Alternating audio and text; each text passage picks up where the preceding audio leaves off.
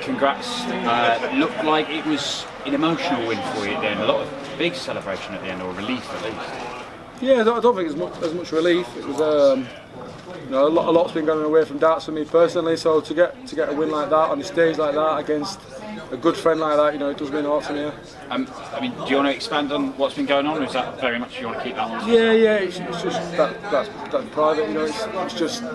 Everyone goes through it in life, and it's just something away from darts. But it just puts it in perspective that there's more important things about darts. If I'd have got beat 10-0 tonight, I could still go home to the family, no worries. Well, I mean, how hard has it been preparing for this year's Betfred World Match Play then, given that context? Yeah. I say it's been difficult. I've been looking forward to the distraction, to be honest. I was looking forward to the distraction in Coventry, and it didn't quite pan out, but not everything pans out in life, so it's just a matter of. I think the pulling out of the last Pro Tour Coventry was a great decision, and I think by the result tonight, I think that was justified. You've had some entertaining games in your various appearances at Betfred World Match Play. That was an absolute blinder to watch. What was it like to play? Yeah, it was brilliant, and like I say, I was playing against somebody like Chris. Chris is a really good friend of mine, and you could see at the end he was so gracious in defeat, which I would expect nothing more of something like him. But to play a friend on stage and play like that, and a game like that, and actually come out a winner this time. I've played some great games, but I've always been on the wrong end of them. So to come out on the right end of them is really pleasing. Yeah. Well, that's the key thing, isn't it? I mean, you've said it at the World Championship, you've said it a number of times before. It doesn't matter how well I play, if I don't win it, what's the point? Yeah, not so much win it, but just you get all these people that do interviews and say I'm going to win this, I'm going to win that.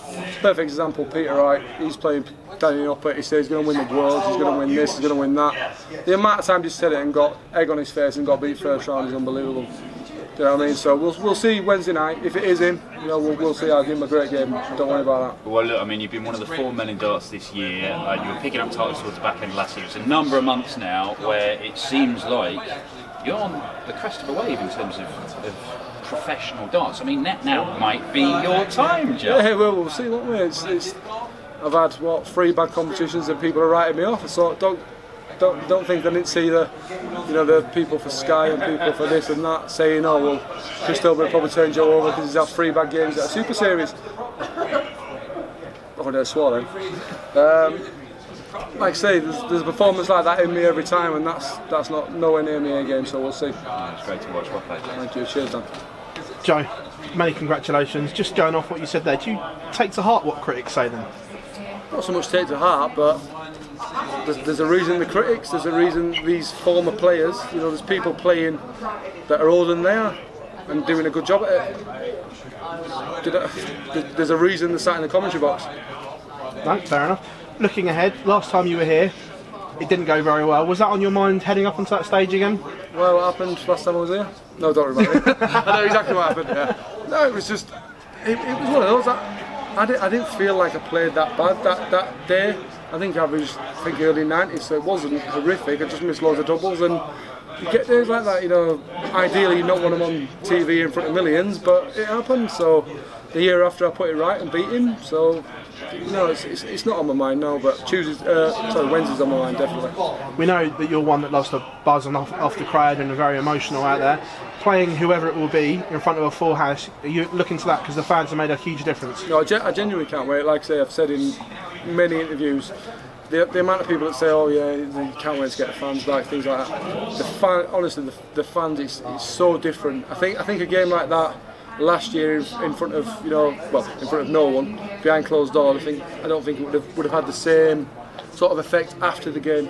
But I think because the fans are there, they're all involved, they absolutely loved it. It was a great game, and like I say, I'm thankful that I came on the right end of it. Joe, congratulations all. Thank you, cheers Phil. Joe, the 92 to go 97 up after Chris had just missed the ball for a 164, was that the moment when you kind of knew you had the game there? Maybe not had the game, but I thought it was mine to lose by then. But like I said, you saw the reaction of Chris. At 92, he's in the game and he puts his hand out and says, great shot. You know, that's testament to the guy that he is.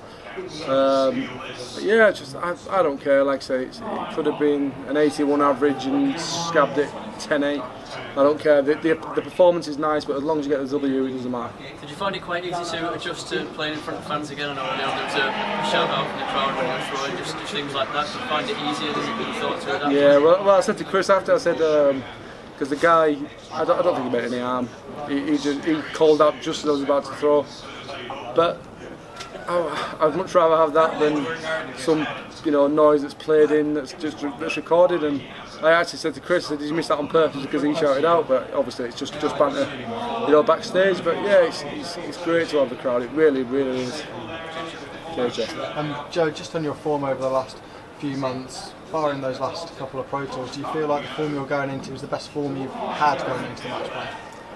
Yeah, obviously the last 3 events weren't great, but there's a reason that they weren't great. So, like I said, I didn't read too much into that. I think if I'd have read too much into that, I would have probably got beat, probably 10-3, 10-4 tonight. I'm probably deserved that. But like I said, there's bigger things away from darts that mean more to me than darts. If I were lost tonight, the worst thing that happens is I can go home to my family. It's fine. In terms of the quarter, there's a lot of big names and a lot of businesses in your quarter. I'm sure you feel that you've got the game to win this quarter and go a step further. You reached the quarterfinal a couple of years ago. You're in a good place to go further this year. Yeah, to be honest, I've not even looked at the draw. I've seen people saying they're going to do this and going to do that, but they've got egg on the face in the past, so it's nothing to worry about.